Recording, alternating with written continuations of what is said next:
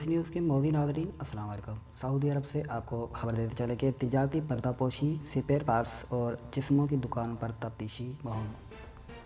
Saudi वज़ारत तिजारत ने कहा है कि तिजारती पर्दापोशी की जराइम के इंसदाद के लिए स्पेयर पार्ट्स और चश्मों के कारोबार करने वाले मराकज़ पर मुल्क भर में तफ्तीशी मुहिम तेज़ कर दी है। वज़ारत तिजारत ने ट्विटर पर बयान में कहा है कि एक फैक्ट्री से 13,000 नकली अशिया ज़ब्त की गई है और फैक्ट्री तिजारती पर्दापोशी के दायरे में काम करने वाले कारकुन चला रहे थे। बयान में कहा गया है कि तिजारती पर्दापोशी में मुलविस कारकुनों को कानूनी कार्रवाई के लिए मुतलका इदारों के हवाले कर दिया गया है। वाज़ेह है, तिजारती पर्दापोशी के इसदाद के हवाले से वज़ारत तिजारत ने 17 फरवरी तक मोहलत दी थी। याद रहे कि सऊदी हुकूमत ने तिजारती पर्दापोशी के कानून के दायरे में लाने के लिए सऊदी शहरियों और मुकीम गैर मुल्कियों को मोहलत दी थी। गैर कानूनी कारोबार के कानून के दायरे में लाने के लिए मुतअद्दिद ऑप्शन भी दिए गए थे। तिजारती पर्दापोशी करने और कराने की सज़ा 5 बरस कैद और 50 लाख रियाल जुर्माना है।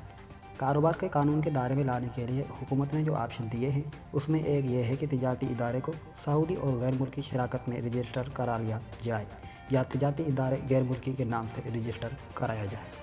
आज की यही न्यूज़ थी जो हमने आप तक पहुँचाई।